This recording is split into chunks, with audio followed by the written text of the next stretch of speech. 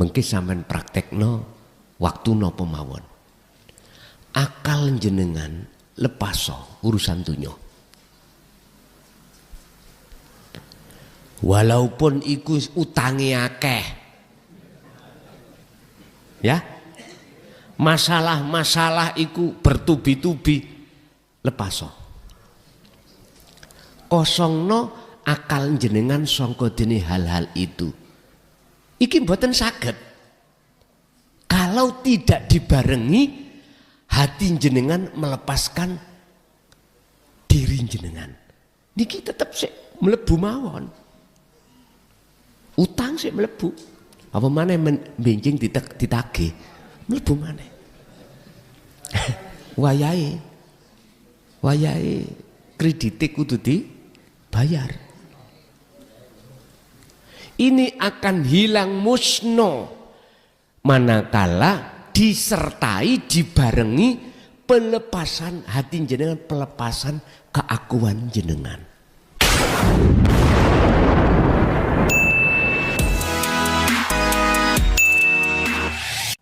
Sak temene amaliyah sing diterima dening Gusti Allah yaiku amaliyah sing disarengi cahaya makrifat dateng Gusti Allah, yang di dalam ayat itu disebut muttaqin.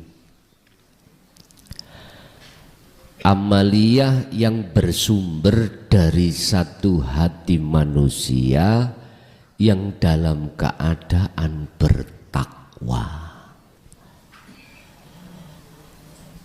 Bapak Ibu, disebut amal, jamak dari amal, itu sesuatu gerakan yang dilakukan oleh jasmani. Niki satu perbuatan apapun yang ditimbulkan dari jasmani niku disebut amal. Lah amal niki, ibadah niki, apakah diterima oleh Allah atau tidak, itu tergantung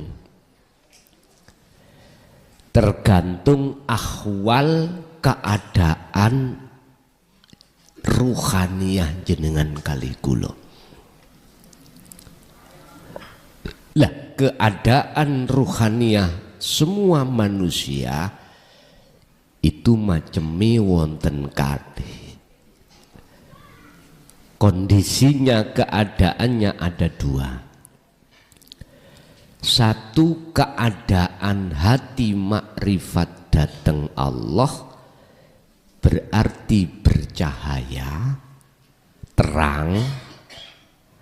Ada yang hati makrifat pada selain Allah, berarti niki tidak bercahaya, artinya gelap. Gambaran hati bercahaya niku bagaimana Pak? Bercahaya makrifat datang Allah. Gambaran sederhana. Sing sapa wonge tatkala amal ruhaniyah iku munculnya mingkol bin zahidin, hati yang condong terhadap Allah. Cara Qur'ane ini wajjahtu wajhiya, menghadap wajahnya Allah. Mongko wong iku atine orang ngaku-ngaku, orang ngimani yen laku jasmaniyah munculnya itu sangka awake, tetapi sangka Gusti Allah. Lah Gusti Allah ya ning awake. Pundi? Itulah alladzi subhanalladzi asra bi'abdihi. Ya kuwi dat kang maha suci, kang kewestanan urip, yang disebut dat hidup yang bukan sifat, sing nglakokake lan sing gerakake sedaya perkara apa wae ning makhluke. Dadi jenengan kali kula niki sing wonten muncul ning ati ini, yang muncul di dalam hati itu tidak ada iman kalau kita yang melakukan, tapi Allah. Iki gambaran. Tetapi keadaan hati manusia yang kedua adalah mingkol bin rohibin, hati sing makrifat, hati sing condong menyang selain Gusti Allah. Apapun amalia, apapun amalia, baik di dalam waktu sholat maupun di luar aktivitas sholat, semua itu disebut amal, dan itu menjadi ibadah penyembahan si kawula menyang Gusti, diterima apa ora. Lah ngibadah teng mriku kepara kalih wonten ngibadah sing murni mahdhuf, wonten ibadah yang tidak murni alias ghairul mahdhuf. Murni contoh sholat, zakat, poso, haji dan lain sebagainya. Yang tidak murni kita kerja, kita makan, kita minum, kita bersosialisasi pada masyarakat. Itu ibadah yang tidak murni. Cuman pertanyaannya, keadaan hati kita ada di mana? Di nomor pertama tadi atau di nomor dua? Jelas yang keadaan di pertama mingkol bin zahidin, makrifatnya pada Allah. Yang nomor dua, jelas makrifatnya tidak terhadap Allah, otomatis ibadah baik murni atau tidak murni di mata Allah itu tidak diterima miturut surat Al-Maidah ayat 27. Nek cara Quran sing ati makrifat terhadap selain Allah niku, ini wajahtunya, wajah ruhaniyah jenengan itu tidak wajhiyah, tapi menghadap terhadap sifate wajhiyah, sifatnya Allah. Apa? Lilladzi fatoros samawati wal, dadi nyembah madhep condong terhadap isinya langit dan bumi. Oleh sebab itu jenengan jangan heran kalau hati kita berkarakter mingkol bin rohibin atau condongnya terhadap selain Allah, waktu sholat eling babakan urusan dunya. Ampun heran.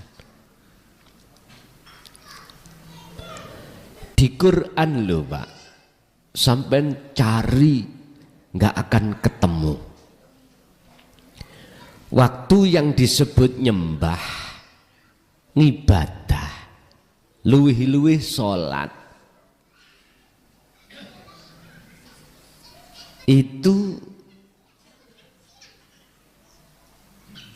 ada perintah untuk menghadap terhadap selain Allah, enggak ada. Sehingga mengapa di dalam Al-Quran kalau kita bicara masalah nyembah atau masalah sholat,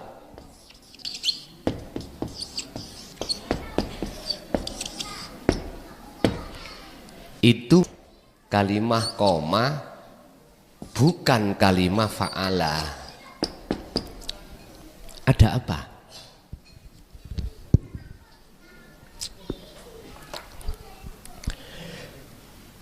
Di seluruh isi Al-Quran, kalau bicara masalah sholat, nyembah, menghadap, itu pasti memakai kalimat koma bukan fa'ala. Ternyata jawabannya sederhana. Kalau fa'ala melakukan. Kalau fa'ala itu sebatas jasmani, belum menyentuh ke rohani. Kalau koma itu menyentuh sampai ke rohani.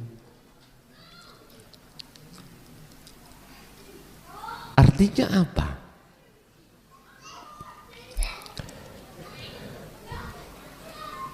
Manusia wajib, khususnya umat Islam yang sudah mukmin,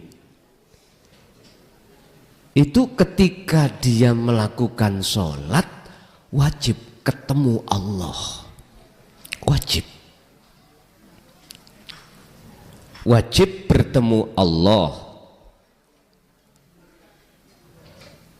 wajib makrifat dateng Gusti Allah. Lah inilah sebab mengapa kita umat Islam, karakter kita ruhaniah ini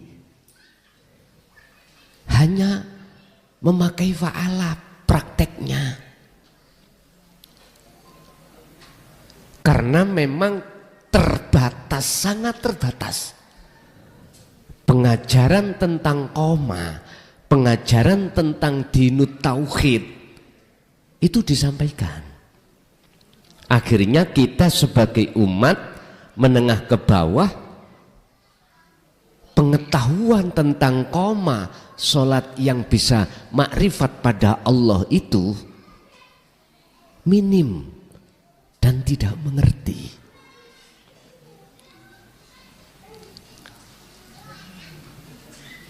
Bapak Ibu hadirin jamaah rahimakumullah. Kita tahu bahwasannya kesempurnaan, kekafahan agama Islam itu posisinya ada di titik makrifat. Syariat thariqat, hakikat makrifat. Tapi berhubung tentang keilmuan, pengetahuan, hakikat makrifat itu tidak disampaikan di tengah masyarakat umum, maka otomatis masyarakat itu tidak begitu mengenal, memahami tentang ruhaniyah kita pada Allah. Yang alasannya tidak disampaikan berbagai macam. Dan inilah Bapak Ibu menghambat perjalanan ruhaniyah jenengan kali kula ning wonten donya iku untuk mengenal dateng sejatine Gusti Allah. Akhirnya jenengan kali kula nggih diwuruki fa'alato. Sing penting laku jasate. Ngoten tok. Akhirnya ruhaniyah jenengan yang biasanya karakternya itu amaroan, bludrek, ngamuan, sampai tuwek nggih ngamuan. karakter kita ada hasud, sampai tua senengane hasud. Karakter sampean kali kula mulai sejak dewasa ini berpenyakit, hati ini penyakit takabur, sampai tua ya takabur. Serakah ya tetap serakah. Dan sifat-sifat Allah ini lho Pak, yang menjauhkan ruhaniyah sampai datang Allah.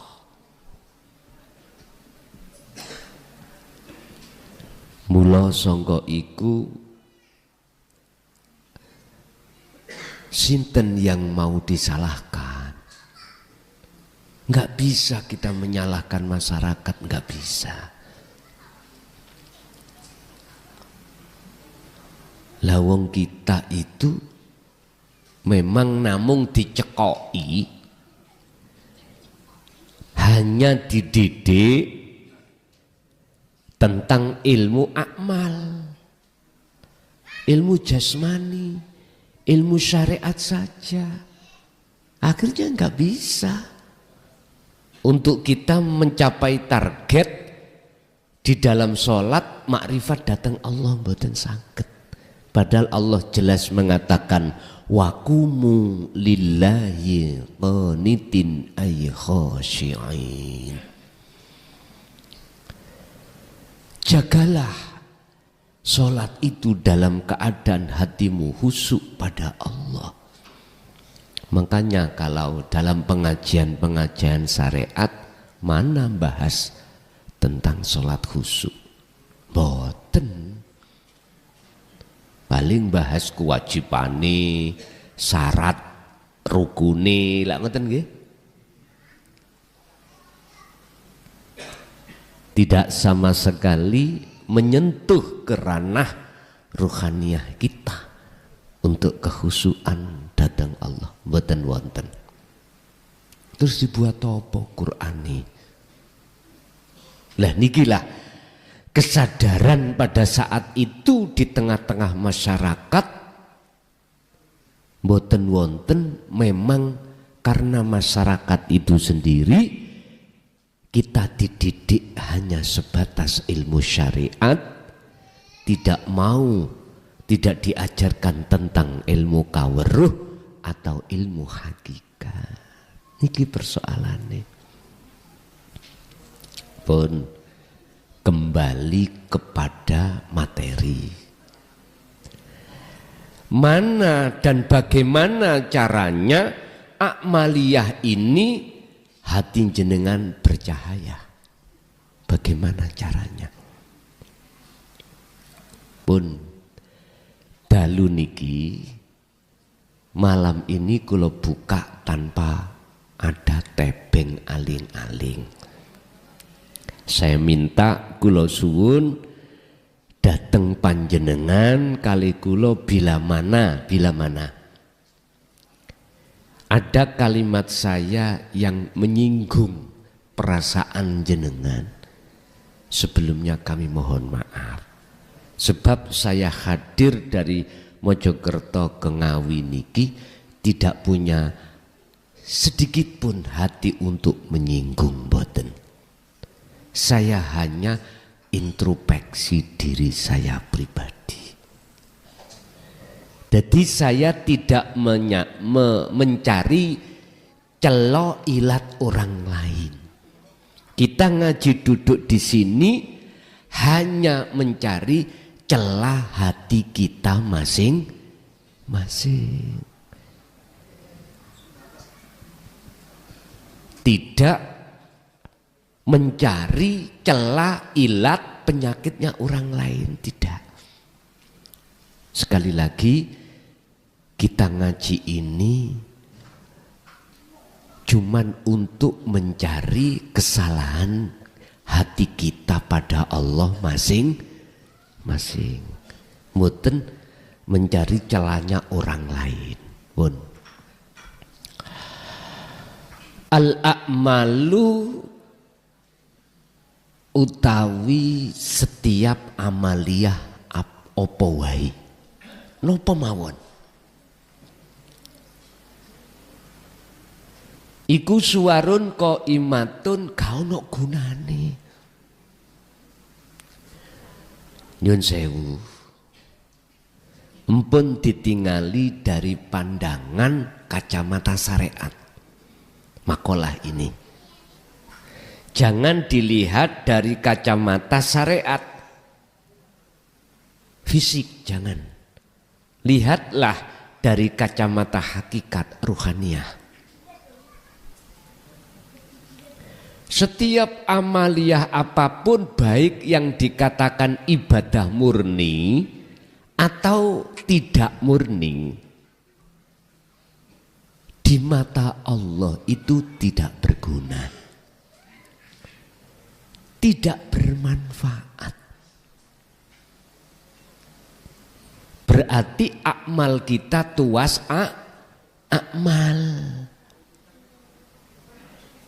Ngapunten, sekali lagi saya mohon maaf.